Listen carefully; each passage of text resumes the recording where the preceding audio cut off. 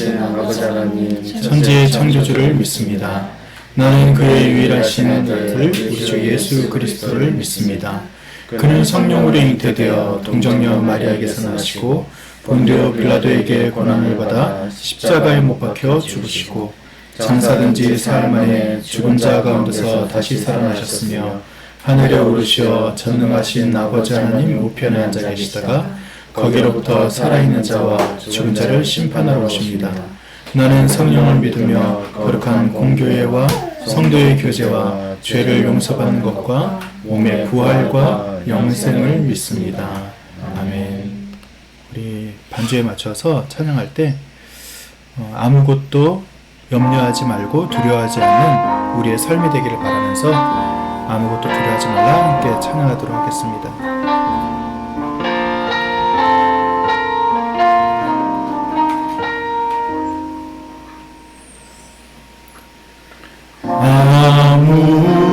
아무것도 두려워 말라 주 나의 하나님이 지켜주시네 놀라지 마라 겁내지 마라 주님 나를 지켜주시네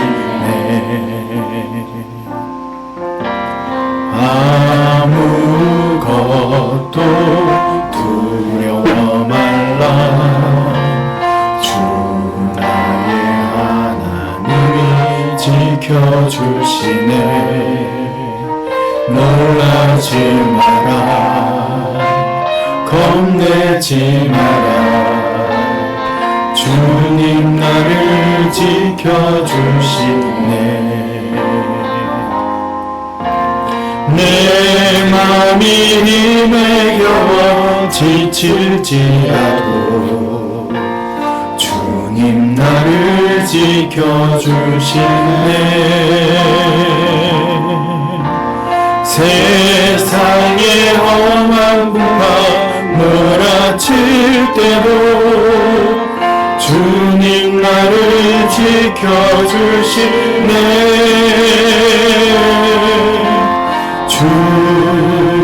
주님은 나의 산성 주님은 나의 요새 주님은 나의 소망 나의 힘이 되신 여호와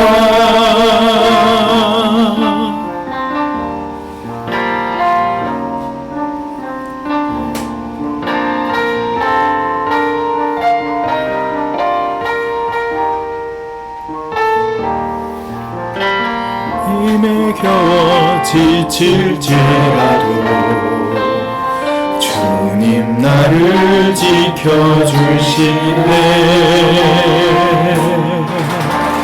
세상의 험한 풍파 몰아칠 때도 주님 나를 지켜주시네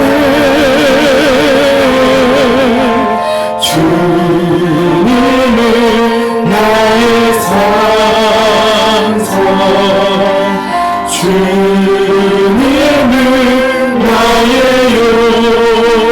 요새 주님은 나의 소망 나의 힘이 되신 여호와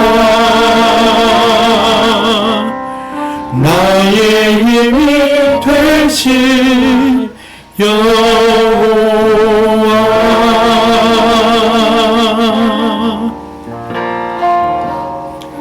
우리의 마음을 정돈하고 또 이 시간 하나님께 기도할 때 우리 임하은 청년이 대표해서 기도하도록 하겠습니다.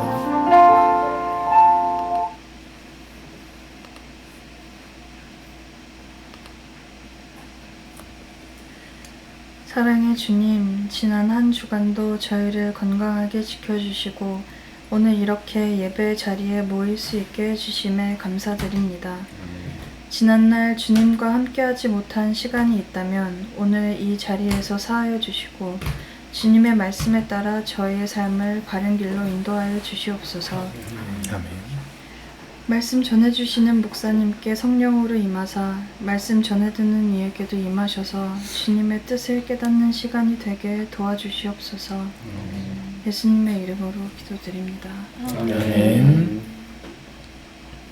이 시간 우리 함께 찬양하면서 하나님께 봉헌의 시간을 갖도록 하겠습니다. 주님 내가 여기 있사오니 나를 보내소서. 나의 맘 나의 몸 주께 드리오니 주 받으옵소서. 주님 내가 여기 있사오니 나를 써주소서. 나를 써주소서. 가진 것 모두 다 주께 드리오니 주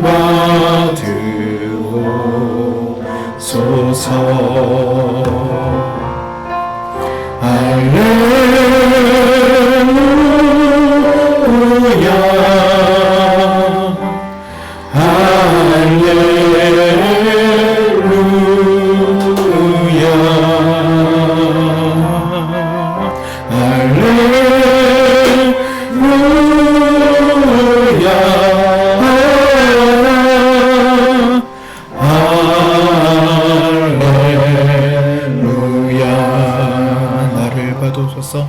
나를 받으옵소서.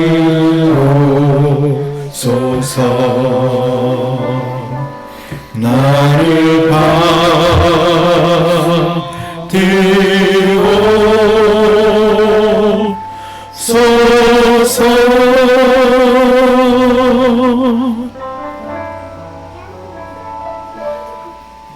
받으옵소서. 아멘. 제가 한 번 더 기도하겠습니다. 하나님 감사합니다. 주님께서 우리에게 주신 귀한 날, 또 귀한 시간, 귀한 또 헌신의 물질들 하나님께만 올려드리오니 우리의 모든 것을 받아주시고 우리의 모든 삶이 하나님께 집중되는 삶이 될 수 있도록 인도하여 주시옵소서. 분주한 가운데서도 우리가 하나님께 예배하고 또 말씀을 묵상하고 또 주님을 찾는 일에 게을리하지 않도록 인도하시고 또 일상에 묻어있는 모든 시간과 공간과 또 우리의 하는 모든 일 가운데 하나님의 동행하심을 맛보는 우리 모두가 될 수 있도록 인도하여 주시옵소서. 주님께서 우리의 삶을 주장하시고 인도하실 것을 믿사오며 감사드리며 예수님의 이름으로 기도드립니다. 아멘. 우리 함께 잘 오셨습니다. 축복하고요. 사랑하고 축복합니다. 네, 인사하겠습니다. 오늘은 저희 교역자 가정이 MT를 하는 날입니다. 저희가 함께 모여서 예배드리고 또 하나님께 이 시간 올려드릴 때 온라인으로 예배드리는 분들에게도 하나님의 복이 임하기를 원하고 또 우리가 계획하고 또 우리가 기대하는 바들이 있다면 그 모든 것들이 응답되는 역사가 나타나면 좋겠습니다. 이 시간 하나님이 주신 말씀은 열왕기상 12장 25절부터 29절까지의 말씀입니다. 우리 한 절씩 교독할까요? 제가 먼저 읽겠습니다. 여로보암이 에브라임의 산지에 있는 세겜성을 도성으로 삼고 얼마 동안 거기에서 살다가 분우엘 성을 세우고 그리로 도성을 옮겼다. 그런데 여로보암의 마음에 잘못하면 왕국이 다시 다윗 가문으로 돌아갈지도 모른다는 생각이 들었다. 이 백성이 예루살렘에 있는 주님의 성전으로 제사를 드리려고 올라갔다가 그들의 마음이 그들의 옛 주인인 유다왕 르호보암에게로 돌아가게 되는 날이면 그들이 자기를 죽이고 유다왕 르호보암에게 돌아갈지도 모른다는 생각이 들었다. 많은 궁리를 한 끝에 금송아지 상 2개를 만들었다. 그리고는 백성에게 이렇게 말하였다. 예루살렘으로 올라가는 일은 너희에게는 너무 번거로운 일이다. 이스라엘 백성들아, 너희를 이집트에서 구해주신 신이 여기에 계신다. 함께 있습니다. 그리고 그는 금송아지 상 2개를 하나는 베델에 두고 다른 하나는 단에 두었다. 아멘. 오늘의 말씀의 제목은 비스물의 죄라고 하는 제목으로 함께 이 시간 말씀을 나누도록 하겠습니다. 제가 예전에 비스무레라고 하는 이 단어가 어떤 단어일까라는 생각을 하다가 이게 표준어가 아닌 줄 알았어요. 왜냐하면 아래 한글에 이렇게 비스무레 쓰면은 물결 모양이 나오더라고요. 그래서 표준어가 아닌 줄 알았는데 제가 그러면서 단어를 찾아봤죠. 단어를 찾아봤더니 정답은 뭘까요? 표준어일까요? 표준어가 아닐까요? 사투리? 네. 비스무리도 있고 비스무레도 있어요. 그 뭐가 사투리일까요? 둘 다 표준어입니다. 아싸. 그러니까 비스무레라고 하는 이 단어가 표준어인데 이 표준어로서의 비스무리는 비슷비슷하다예요. 뭐 여러분들이 다 알고 있는 것처럼. 그래서 오늘 비스무레라고 하는 게 비슷한 죄라고 이해할 수 있겠죠? 그럼 무엇이 비슷한 죄에 대한 이야기일지 저와 함께 말씀을 나누면서 우리가 한번 살펴봤으면 좋겠습니다. 지난주 제가 여로보암에 대한 이야기를 잠깐 드렸어요. 그래서 여로보암이 왕이 되는 그 과정에 대해서 잠깐 다시 한번 설명을 드리면 솔로몬의 아들이 누구죠? 자, 누구일까요? 솔로몬의 아들? 르호보암. 네, 아주 가까이 계시기 때문에 지금 말씀이 다 여러분들 마이크를 통해서 들어오기 때문에 대답하기가 두려우시죠? 그러나 저는 끝까지 물어보겠습니다. 르호보암이 솔로몬의 아들이에요. 근데 솔로몬 때 백성들이 되게 힘들었어요. 왜냐면은 왕궁을 세우고 또 그러니까 성전을 세우고 왕궁을 세우는 그 과정이 20년 동안 진행이 됐고 또 여러분들이 이제 그 솔로몬이 그 왕국을 다스리는 동안에 계속 보수, 뭐 공사도 하고 여러 가지 일들을 할 때 항상 백성들을 동원해서 일을 시켰거든요. 그러니까 너무 힘든 일들을 오랫동안 한 거죠. 그래서 그 아들이었던 르호보암에게 백성들이 요청을 합니다. 뭐라고 요청합니까? 당신 아버지께서 우리를 너무 힘들게 했으니까 이 일들을 좀 우리에게서 좀 쉽게 좀 해주세요. 이 일을 좀 우리에게 경감시켜 주세요. 이런 요청을 합니다. 그랬더니 이제 르호보암이 물어보죠. 누구에게 물어보죠? 첫 번째는 원로들한테 물어보죠. 원로들은 백성들이 맞습니다. 백성들이 너무 힘듭니다. 그들의 일을 좀 경감시켜 주세요. 이렇게 이야기합니다. 또 두 번째 누구한테 물어봤어요? 젊은이들, 친구들, 그 젊은 어떤 지인들에게 또 그런 젊은 소장파들에게 물어봅니다. 그래서 그 사람들에게 물어봤을 때 어떻게 대답을 합니까? 당신이 만만하게 보인 거야. 만만하게 보지 않도록 세게 나가야 돼. 그래서 더 많은 일을 지워줘 라고 이야기합니다. 르호보암이 누구 말에 귀를 기울였을까요? 네, 젊은이들, 친구들 말에 귀를 기울입니다. 그래서 더 힘든 일을 하게 합니다. 그때 이제 등장하는 사람이 오늘 주인공인 여로보암이 등장을 합니다. 여로보암이 솔로몬 시절에 이제 솔로몬에게 발탁이 돼서 어떤 일들을 하는 사람이었냐면은 공사 감독이었다 말씀을 드릴 수 있겠죠. 그래서 그 공사를 할 때 공사 감독이었는데 여로보암은 성정이 좋은 사람이었을까요? 나쁜 사람이었을까요? 좋은 사람이에요. 그러니까 여러분들이 여로보암이나 앞으로 이제 여러분 등장하는 인물들 쭉 볼 때 그 사람이 굉장히 나쁜 사람이다 이렇게 규정하면 안 돼요. 우리 편 좋은 편, 남의 편 나쁜 놈 이렇게 하면 안 되고 여로보암이라고 하는 사람도 굉장히 좋은 성정이 있었습니다. 어떤 성정이 있었냐면은 백성들이 불쌍한 거예요. 그래서 불쌍하니까 어떻게 했다? 일을 경감시켜 줍니다. 자기가 할 수 있는 한도 내에서 오늘 하는 일의 양을 줄여주거나 아니면 백성들이 좀 불쌍하니까 편의를 봐주거나 하면서 여로보암이 그 사람들을 통해서 인기를 얻습니다. 그 인기를 얻으니까 어떻게 해요? 누가 지금 싫은 거예요? 처음에 누가 발탁했다? 솔로몬이 발탁했다. 솔로몬이 일을 시키는데 여로보암이 그 일을 갖다가 자기가 말한 대로 하지 않고 여로보암이 계속 인기를 얻는 거예요. 그러니까 사람들이 뭐라고 불러요? 야, 솔로몬보다 여로보암이 더 낫다. 이런 이야기가 계속 인구의 회자가 될 것 아닙니까? 그래서 여로보암이 미움을 사게 됩니다. 솔로몬에. 그래서 솔로몬이 미움을 사니까 왕한테 미움 사면 어떻게 돼요? 지금도 뭐 우리가 대통령이나 아니 위정자들의 미움을 사면은 어려운 일들이 있지만 그래도 민주주의 국가에서는 그런 일들이 없잖아요. 근데 왕권을 가진 그 나라는 어떻습니까? 솔로몬의 미움을 받으면 죽을 수도 있는 거야. 그러니까 여로보암이 도망을 갑니다. 어디로? 이집트로 도망가요. 그래서 한참 동안 이집트에 도망갔다가 그가 숨어 지내고 야인처럼 지냅니다. 그러면서 힘도 규합을 하겠죠.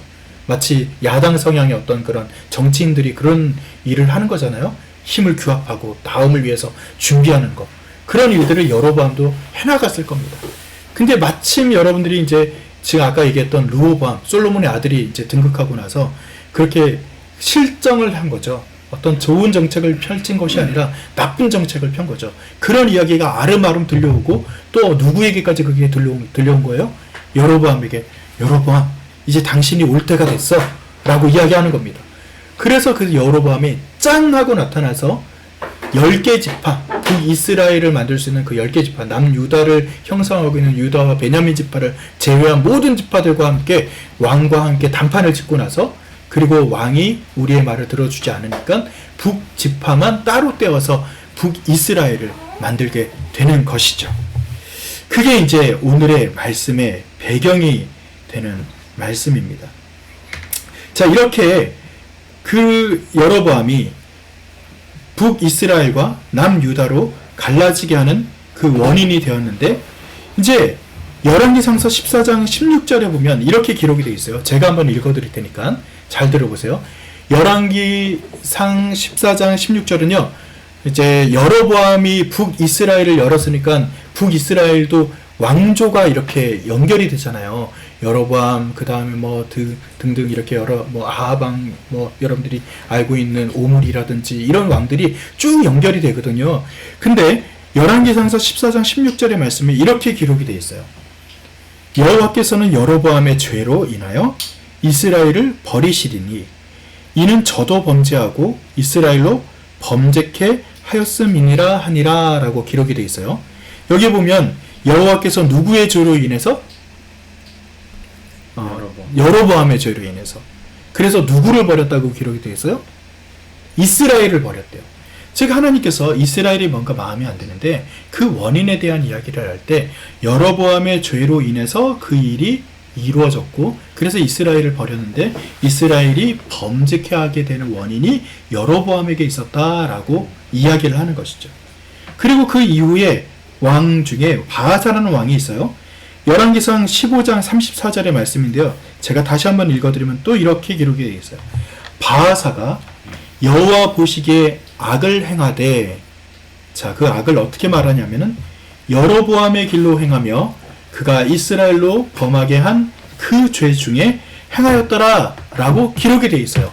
자, 바하사 왕이 죄를 지었어요. 그러면 이 죄를 지으면 만약에 하늘이가 죄를 지었어. 그럼 하늘이한테 하늘아, 네가 죄 지은 거야. 이렇게 말해야지 상식이잖아요.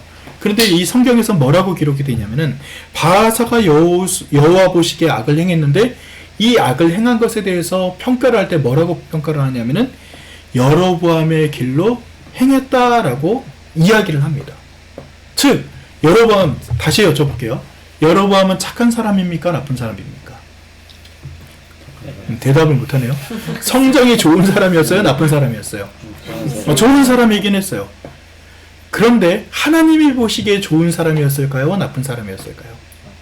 성경의 기록대로 여러분들이 대답을 하면 하나님이 평가하시기에는 이 사람이 백성들에게는 좋은 사람인 걸로 나타나고 또 10개의 지파를 이렇게 다스리면서 좋은 일을 한 것처럼 보이기도 하지만 하나님이 보실 때는 여로보암이 나쁜 일을 행했다라고 평가를 합니다.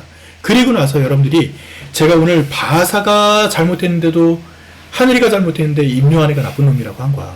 무슨 얘기인지 알겠지? 근데 하늘이가 나중에 손주를 낳고 막 이렇게 대를 이어서 또 자녀가 이렇게 났어? 근데 그 자녀가 또 잘못했어? 근데 그 자녀가 잘못한 걸 가지고 뭐라고 부르냐면은 임요한이가 잘못했지. 이렇게 얘기하는 거야. 이게 한 번 거듭 나타나는 게 아니라 여러분들이 열왕기 상하를 쭉 읽다 보면 아하방이 죄를 지었는데도 아하방은요 정말 나쁜 놈이거든요. 정말 나쁜 놈임에도 불구하고 여로보암의 길로 행했다라고 말하면서 그 여로보암에 대한 원인이 있었다라고 이야기를 하는 것을 볼 수 있습니다. 그러면 여기서 질문할 수 있겠죠. 도대체 여로보암이 무슨 죄를 저질렀습니까? 자, 그 부분에 대해서 저랑 한번 이야기를 나눠볼게요. 자, 파워포인트를 한번 보시면 여로보암의 죄라고 되어 있죠. 여로보암이 다스렸던 한 20여 년간에 이런 죄를 저질렀습니다 하고 나온 게 바로 이거예요. 자, 여기 보면은 뭐가 있습니까? 자, 오른쪽에 있는 그림부터 볼까요? 이게 뭐예요? 송아지. 여로보암이 송아지를 만들었는데 이 금송아지, 자, 금송아지를 세웠던 곳이라고 추정되는 곳이 여기입니다 라고 되어 있어요. 이 금송아지를 세운 지도에서 보면은 어디와 어디에 세웠다? 베델과 단. 여러분들이 보시면 단과 베델이라고 되어 있는데 단은요 북이스라엘의 끝입니다. 한마디로 하면 백두산이에요. 베델은 어디예요? 개성 정도 되겠죠. 한마디로 말하면 남유다가 시작되는 남유다와 북이스라엘의 경계선에 있는 베델과 단에다가 무엇을 세웠다? 금송아지를 세웠어요. 이 금송아지를 세우게 된 배경이 있습니다. 왜 금송아지를 세웠을까요?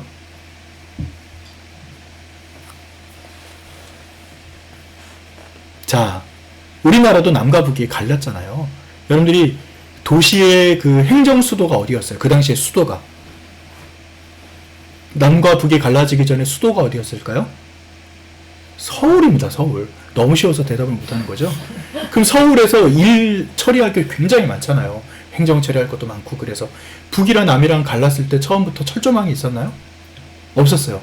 그때는 그냥 남북이라는 그 경계석이 뭐 서 있었을까? 뭐 선 하나 그어져 있었을까? 사실 표시도 별로 없습니다. 그때 그래서 북에 있는 사람들이 서울에서 일을 봐야 될 게 굉장히 많잖아요. 그럼 서울에 왕래를 했을까 안 했을까? 왔다 갔다 했죠.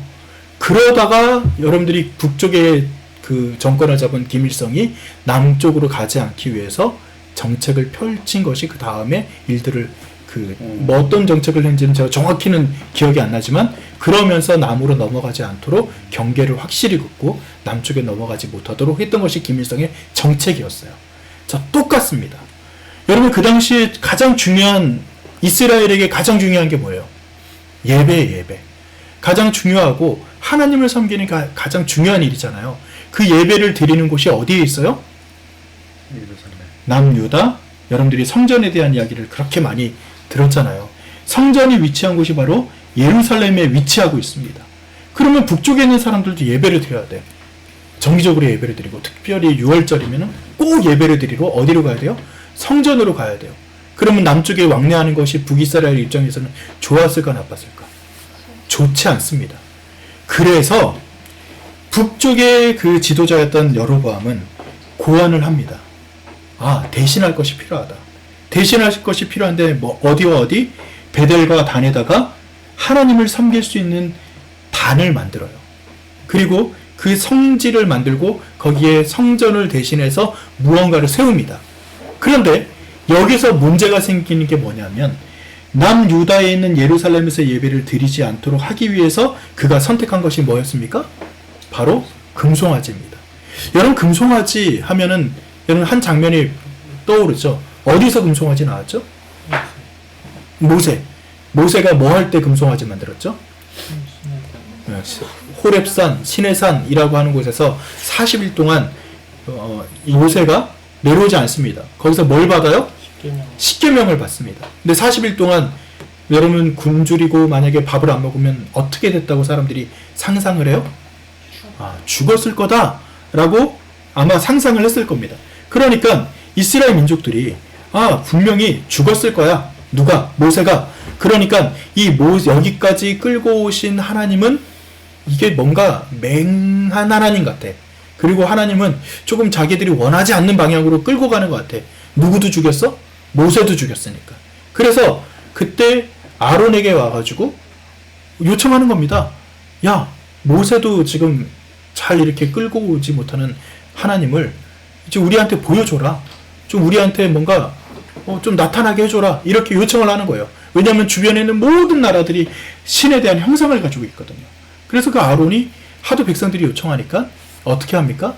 금붙이를 모아다가 여러분들이 저기 보고 있는 여로보암이 만들었던 금송아지를 만든 거예요. 그 여로보암이 상상력이 뛰어나서 저 송아지를 만들었다 이게 아니라 이 백성들 사이에서 아맘리에 내려오는 어떤 그런 하나님에 대한 그 상이 있었다는 거예요. 송아지는 여러분 어떤 이미지입니까? 우리나라에서도 소는 어때요? 굉장히 다산, 축복, 그 다음에 일 열심히 하고 뭔가 부의 형상이다 그렇게 얘기하죠. 그래서 여러분들이 이 송아지를 갖다가 어디 가면은 또 볼 수 있냐면은 뉴욕에 가면은 증권가에 가면은 이 송아지가 서 있어요. 소가. 그러니까 소는요 뭔가 이렇게 좀 어떤 굉장히 일을 열심히 하는 이런 모든 이미지에 소라는 것이 들어 있습니다. 그러니까 이스라엘 민족들이 모세가 죽었다라고 추정했던 그 시기에도 소를 갖다가 만들어 놓고 그때 아론이 뭐라고 부릅니까? 이 소의 이름을 뭐라고 붙였어요? 하나님이다 라고 붙였어요. 여호와다 라고 붙였어요. 그러니까 여로보암도 이 송아지를 만들어 놓고 소신 아니면 그 당시에 가나안 땅에 있었던 무슨 신의 이름을 따로 부르는 게 아니라 뭐라고 불러요? 베델과 단에다가 만든 이 송아지가 하나님이다 라고 부른 거예요. 여러분들이 결과를 알다시피 모세 시절에 이 송아지를 만들었을 때 이 소를 만들게 했던 그 족속의 주 역할을 했던 그 민족들은 그 당시에 다 죽습니다. 한마디로 말하면 하나님이 원하지 않은 일을 한 거예요. 즉 여호와는 여호와인데 여호와를 무엇으로 치환한 거예요? 소로 치환을 해버린 거예요. 이 소로 치환한 것이 문제가 되는 겁니다. 즉 하나님께서는 여로보암이 지금 단과 베델에서 나를 섬기기 위한 장치로서 만든 이 송아지를 만든 것에 대해서 하나님이 심각하게 생각한 겁니다. 왜요? 이스라엘 민족이 그 이후로 이 형상, 이 소에 대한 이미지를 버리지 않습니다. 즉 하나님과 연결시켜서 뭘 연결시키냐면은 하나님 이꼴 소, 소 이꼴 부, 소 이꼴 부와 명예 이쪽으로 연결이 된 거예요. 즉 이스라엘 민족이 이 세상 사람이 가질 수 있는 가장 기본적인 욕망과 그 욕구에 대해서 굉장히 하나님이랑 밀접하게 연결시킨 일을 한 거예요. 그래서 하나님이라는 이미지는 그런 이미지가 아니에요. 하나님은 부랑 연결되는 게 아니고 이 세상에서 우리가 생각할 수 있는 그런 인간이 가질 수 있는 욕망이랑 하나님을 연결시키는 것에 대해서 극도로 하나님은 경계를 하십니다. 그래서 그 부분에 대해서 하나님은 경계하기 위해서 십계명도 주시고 하나님이 그 일들을 모두 다 해나가신 건데 여로보암이 뭘 떠올리게 한 거예요? 하나님이 극도로 경계하고 있는 하나님 이꼴 부, 하나님 이꼴 명예, 하나님 이꼴 이 세상의 욕망 이렇게 했던 걸 갖다가 누가 지금 다시 부각을 시킨 겁니까? 여로보암이 부각을 시킨 거예요. 그러니까 여로보암이 아무리 착했다, 백성들을 위해서 이것도 하고 저것도 하고 했다 이런 걸 떠나서 여로보암이 단과 베델에다가 이 금송아지를 세우고 하나님은 금송아지야. 즉 하나님은 부고 하나님은 명예고 하나님은 욕망이야. 하나님은 그렇게 갈급하게 너희들이 기대하고 있는 그 하나님은 이런 걸 주시기 위해서 존재하는 하나님이지 라고 여로보암이 규정을 해서 백성들에게 알려준 거예요. 그거를 했을 때 하나님은 그 이후에 벌어지는 모든 왕조에서 잘못하는 그 지점마다 어떻게 평가를 하냐면은 이 아하방의 잘못도 여로보암이 열었던 길 때문에 간 거야. 여로보암의 길로 행한 거야 라고 이야기를 합니다. 오늘 설교의 제목이 뭐죠? 비스무레죄예요. 여로보암은요 비스무레하게 하나님을 섬겨요.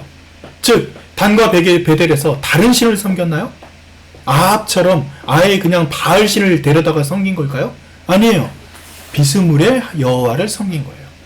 여호와를 섬기긴 섬깁니다. 그런데 비스무레 하나님을 섬긴 거예요. 그리고 절기도 비스무레하게 바꾸고 그 여로보암이 했던 여러 가지 비스무레하게 하나님을 섬기기 위한 여러 장치들이 여로보암으로부터 다 나오게 된 겁니다. 자, 이렇게 여로보암이 진행했던 그 왕조가 어떻게 진행이 되냐면 잠깐 좀 제가 설명을 드릴게요. 설명을 드리면 이렇습니다. 자, 여기서 이제 솔로몬에서 북이스라엘로 갈라지게 되죠. 여로보암, 나답. 그래서 나답이 굉장히 짧은 시기를 갖다가 여로보암의 아들이 다스리는데 이 바하사가 반역을 하면서 새로운 왕조를 만들어요. 그래서 엘라, 시므리 시므이라고 이제 성경에는 기록이 되어 있거든요. 바하사 시므이 왕조가 되고, 이때 이제 디브니, 벨라, 시므리 이렇게 되어 있는 거 뭐냐면은 이때 여러 왕이 나오면서 왕인국이 분열이 됩니다. 북이스라엘에서도. 이때 오므리 뭐 약간 좀 그런 단어로 보이잖아요. 오므리가 뭐냐면 통일 왕국을 북이스라엘을 통일을 시켜요. 그래서 여러분들이 오므리였다. 그래서 통일 왕국을 만들었다. 이렇게 지금 암송하라고 그냥 말씀을 드리는 거고, 오므리 왕조가 펼쳐집니다. 이 오므리 왕조는요, 여러분들이 그냥 지금은 우리가 우습게 생각할지 모르지만, 여러분들이 우리는 솔로몬, 다윗, 솔로몬 뭐 이렇게 여러 왕들을 갖다가 이렇게 잘 알고 있잖아요. 그러면 국제 정세에서 이렇게 왕들을 이렇게 뭐 역사서나 아니면 어떤 그런 국제 정세에서 인정해주는 왕들이 몇 명 있을 것 아닙니까? 뭐 솔로몬을 예를 들어서 인정을 했고 다윗도 인정했을 텐데, 이 오므리라는 사람도 국제 사회에서 국제 그 역사서에 보면은 오므리 왕조를 기록을 해놓을 정도로 굉장히 알려진 왕이에요. 한마디로 말하면 난 사람이지. 그 오므리 왕조에서 오므리의 그 아들 누구요? 여기 등장하는 요 사람입니다. 이 아합을 여러분 주목해 봐야 돼요. 왜냐하면 이 모든 왕조에서 아합 때 이방 신을 섬긴 것이 꽃을 피웠다는 거예요. 즉 여기 여로보암, 나담, 그 다음에 엘라, 뭐 오므리까지 이렇게 쭉 내려오는 이 과정에는요, 비스무리하게 하나님을 섬기는 거야. 누구를? 여러분 단과 베델에다가 이 송아지상을 만들어 놓고, 하나님은 부와 명예지, 하나님은 욕망이지, 이것을 갖다가 사람들이 점점 마음속에 젖어 들어가게 만든 시기가 요 시기예요. 그때 아합이 뭘 해요? 결혼을 하는데 누구랑 결혼합니까? 여러분들이 이세벨 하면 기억이 나요? 이세벨만 기억한 게 아니라 이세벨에 어떤 사람이 있었죠? 요 사람 누구예요? 엘리야가 바로 아합 왕 때 나타나던 선지자예요. 엘리야가 누구랑 지금 싸웁니까? 이세벨이랑 싸워요. 왜? 요것 때문에. 자, 보여드릴게요. 요겁니다. 이게 무슨 신인가요? 아스타로? 바알신입니다. 바알신. 이 바알신인데, 이 바알 멜칸트라고 하는 이 신이 어디서 들어오냐면은, 이 신이 원래 두로와 시돈. 여러분들이 두로와 시돈이라고 하는 도시형 국가에 대해서 지난번에 한번 설명을 드린 적이 있잖아요. 여기에 딸이었던 이세벨이랑 결혼합니다. 이세벨이 뭘 가지고 들어왔을까요? 요 신을 데리고 들어온 거예요. 이 이세벨이 가지고 들어온 바알신을 그때 가지고 들어왔습니다. 그래서 이 바알신은 여러분들이 굉장히 하나님이랑 거리가 먼 신이고, 이 바알신이 아까 전에 보여줬던 황금 송아지로 대변하고 있는 여호와, 그것보다 더 악한 신이거든요. 이 바알신이 어떤 그 신이었기 때문에 하나님이 그렇게 경계했고, 이세벨이 데려온 이 바알이 정말 엘리야랑 그 치열하게 싸움을 했는지에 대해서 설명을 드리자면, 이 바알은요, 극도의 풍요의 신입니다. 아까 전에 황금 송아지도 풍요를 상징한다고 그랬죠. 즉 여호와를 황금 송아지랑 연결하면서 풍요랑 연결을 한 거예요. 근데 이거는 아주 정점에 있는 이 신의 모습이 어떻게 나타나냐면 바알로 나타나는 거예요. 바알은요, 풍요인데, 여러분 풍요는 가축들이 보면은 새끼를 많이 낳는 가축들이 있죠. 그럼 새끼를 많이 낳는 게 풍요의 상징입니다. 자, 그래서 농사, 풍요를 위해서 사람이 번식을 많이 하기 위해서는 뭘 해야 돼요? 다 성인이니까 뭘 해야 됩니까? 성행위를 해야 돼요. 즉 성행위를 갖다가 어디에 끌어들입니까? 성전에 끌어들인 거예요. 그래서 그 당시에 이 바알신의 목회자는 주로 하는 게 뭐냐면 늘 성행위를 해. 그냥 자기 성전에 들어온 여신도들이랑 성적인 어떤 행위를 합니다. 이게 뭘 상징하기 때문입니까? 풍요를 상징하기 때문이에요. 그럼 성행위를 하면은 뭘 낳게 돼요? 자녀를 낳게 됩니다. 그래서 선택받은 아이들은 기르고, 선택받은 아이들은 선택받은 대로 키우고 합니다. 그럼 선택받지 못한 아이들은 어떻게 합니까? 인신공양을 합니다. 즉 선택받지 못한 아이들은 제물로 바치게 되는 거예요. 그래서 그 당시에 이 바알신을 섬긴다, 이게 그냥 풍요로 비나이다 비나이다 우리를 풍요롭게 해주세요. 이런 정도로 끝난 게 아니라 바알 신을 데려와서 이스라엘에 정착했다는 건 어떤 행위를 정착시킨 거예요? 바알 성전을 만들고 바알 성전에서 성적인 어떤 그런 타락들이 벌어졌고 그래서 낳은 자녀들이 있었고 그 중에서 선택받지 못한 자녀들은 어떻게 됐다? 또 제물로 바쳐지게 되는 인신제사까지 드려지는 행위들이 연결이 됐다는 거예요. 하나님이 그냥 풍요를 갖다가 좋아하는 정도로만 끝나는 게 아니라 인신공양까지 나아갔던 그 신을 좋아할 리가 있겠습니까? 당연히 싫어하죠. 그래서 여러분들이 엘리야가 그 당시에 엘리야가 싸우는데 그 엘리야가 싸웠던 사람들이 어느 정도냐면은 바알 선지자가 몇 명이었냐면 그 당시에 450명. 그리고 아세라라고 하는 여신이 있어요. 그 여신을 갖다가 섬겼던 제사장이 몇 명? 400명. 합하면 몇 명? 850명 대 1명 엘리야랑 싸운 거예요. 그래서 엘리야의 하나님이 나중에 싸움이 일어나는데 거기 보면은 가뭄도 들고 뭐 이런 일들이 일어날 때 하나님이 어떻게 하십니까? 손 조각만한 구름이 떠오르게 해가지고 그래서 850명이 기도할 때는 비가 오지 않다가 누가 기도할 때? 엘리야가 기도하니까 바로 비가 와서 엘리야가 승리를 하게 되는 그 장면이 나타나게 되죠. 그런데 나중에 설교할 때 제가 한번 얘기하겠지만 엘리야가 그때 850대 1로 싸워가지고 결국은 이겨요. 근데 이겼는데 엘리야가 그 다음에 하나님한테 외쳤던 말이 뭔지 아세요? 뭘 것 같아요? 하나? 이겼잖아. 이겼으니까 어떻게 했을 것 같아요? 나 이겼으니까 하나님 나 멋지죠? 나 좀 칭찬해 주세요. 나한테 좀 뭐 주실 거 없어요? 뭐 이렇게 할 수 있잖아요. 근데 엘리야가 뭐라고 얘기했냐면은 하나님 나 좀 죽여주세요 그래요. 왜? 왜 그랬을까? 두려웠어요. 누가 두려웠을까? 바알과 아세라가 두려웠던 거야. 왜? 하나님의 능력을 봤음에도 불구하고 850명이 그 사람이 하나님이 이겼으니까 하나님이 진짜 신이야 이렇게 했을까요? 그렇게 하지 않아요. 850대 1로 싸워가지고 결국은 엘리야가 이겼음에도 불구하고 850명이 엘리야를 공격합니다. 근데 엘리야를 공격하는데 850명만 공격했을까? 그 당시에 누가 왕이었어요? 아하방. 누가 왕비였어요? 이세벨. 절대 정권을 가지고 있었던 왕이었던 아합과 이세벨이 하나님의 능력을 봤음에도 불구하고 엘리야를 잡아 죽이려고 합니다. 그때 하나님의 능력을 봤던 엘리야도 어떻게 합니까? 나 좀 죽여주세요라고 합니다. 그리고 광야로 나아가는 모습이 나타납니다. 그건 나중에 설교 때 제가 다시 한번 말씀을 드릴게요. 즉 여러분들이 열왕기 상하에서 여러분들이 여로보암의 길로 행했더라. 아하방이 바알신 데려와가지고 그 인신공양까지 하는 그런 나쁜 일을 행했음에도 불구하고 아하방이 나쁜 놈이지 이렇게 하나님을 평가하는 게 아니라 여로보암의 길로 행했더라. 이렇게 말하는 이유가 어디에 있습니까?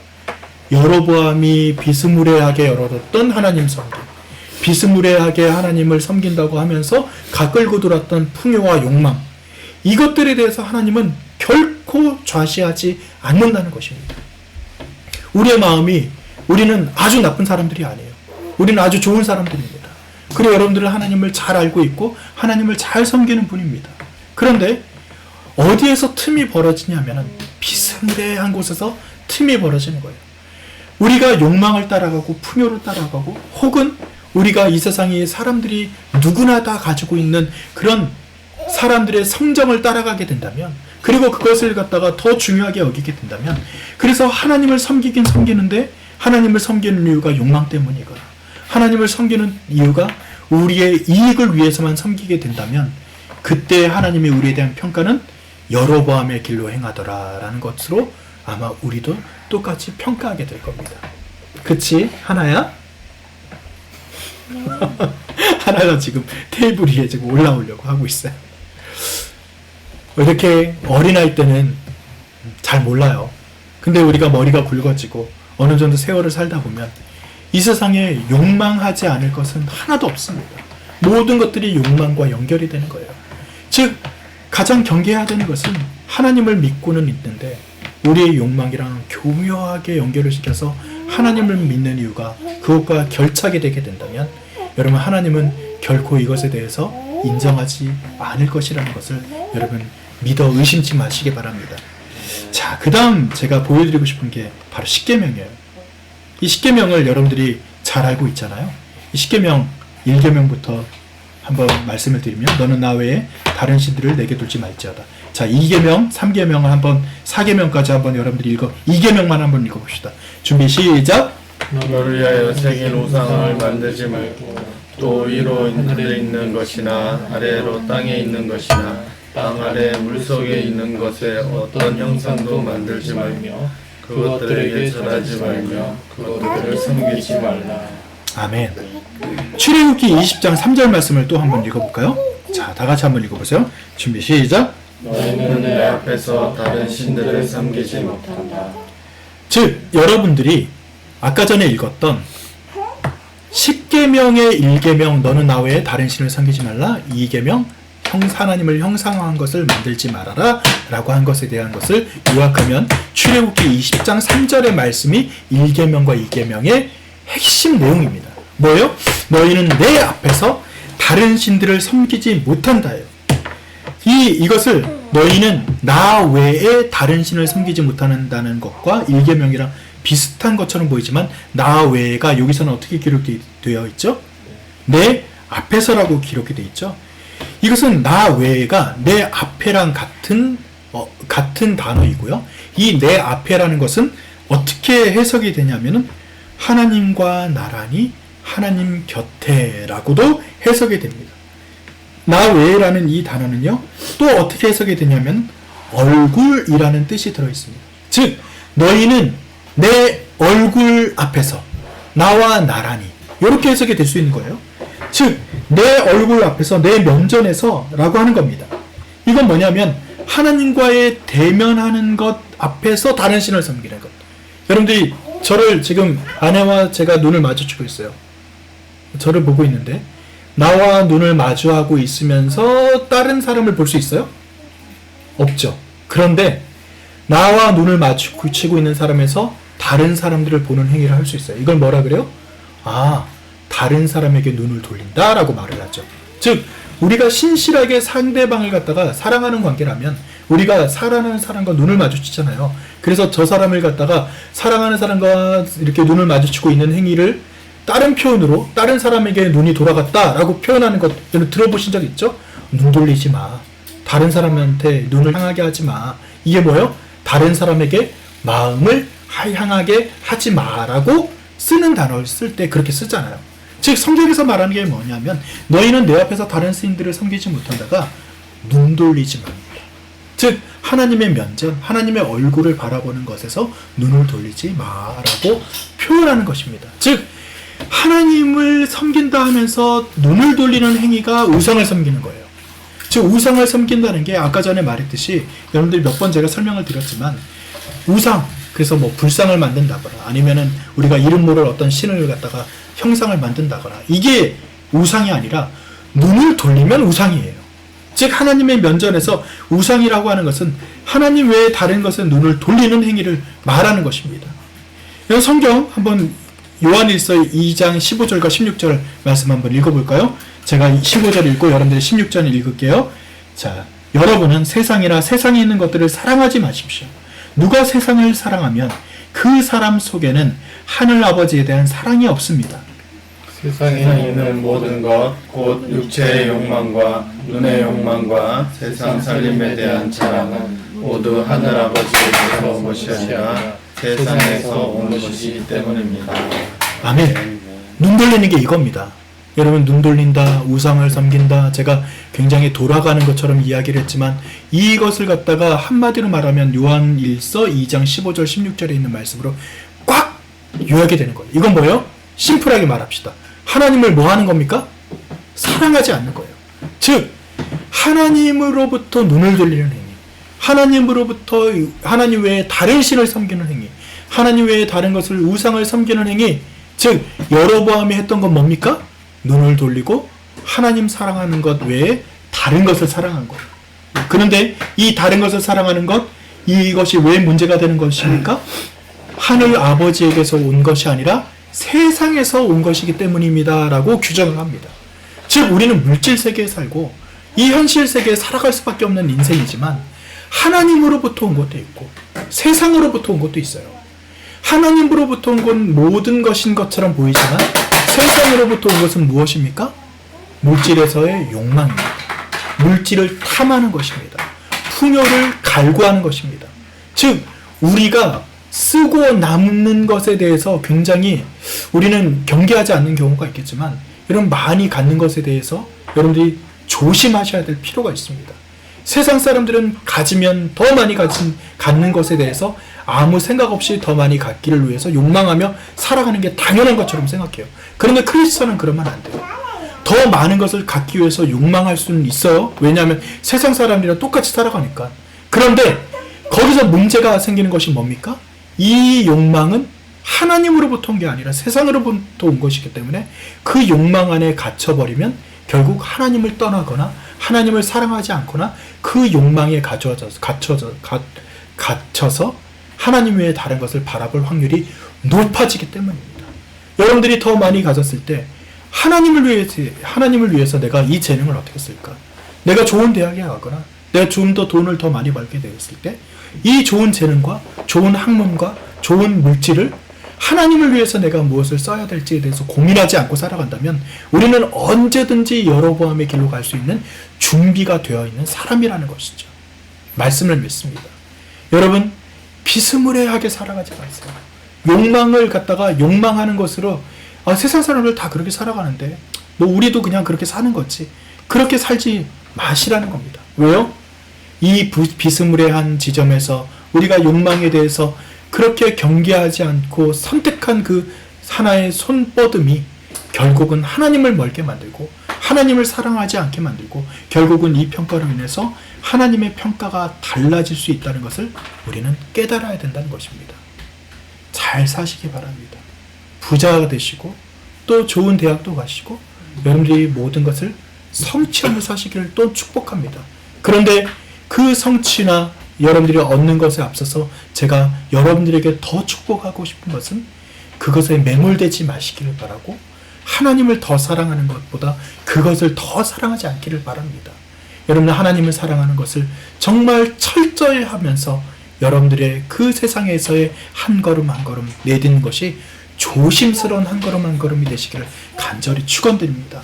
그래서 여로보암의 길로 행하더라 라고 하는 평가가 아니라 하나님을 사랑하는 자였구나, 착하고 충성되었구나 라는 평가가 우리 모두에게 있기를 간절히 축원드립니다.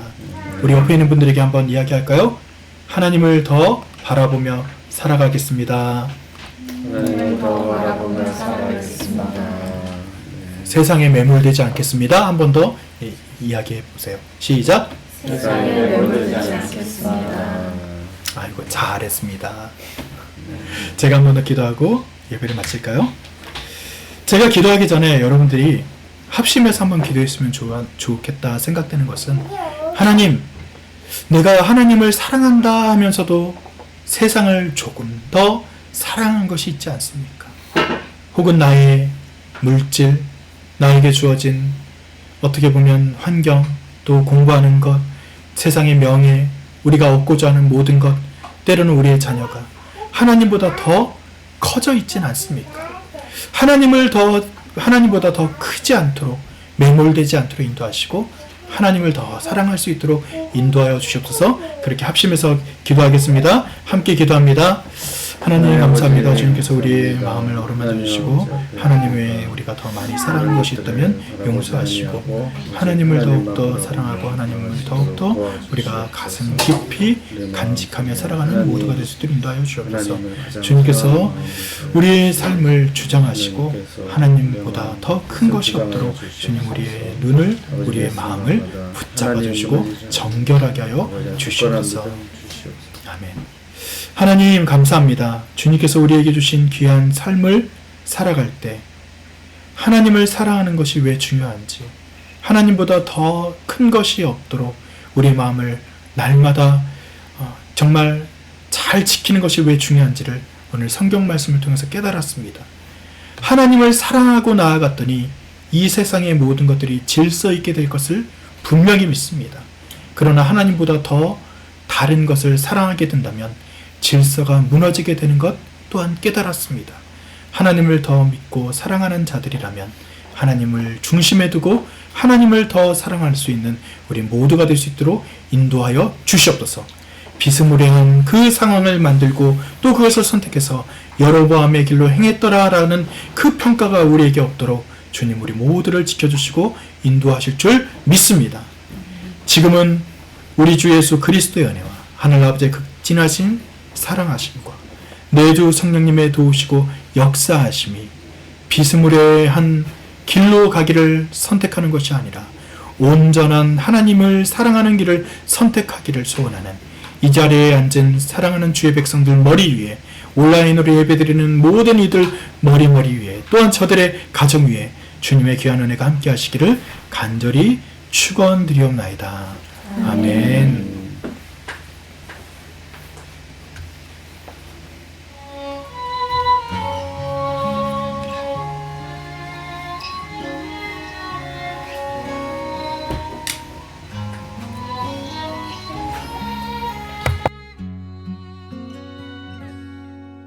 전능하신 하나님, 너를 지키시는 분, 그 얼굴을 내게 드사 평강 주기 원하네. 전능하신 하나님, 너를 인도하는 분, 내게 은혜 베푸시기 원하네.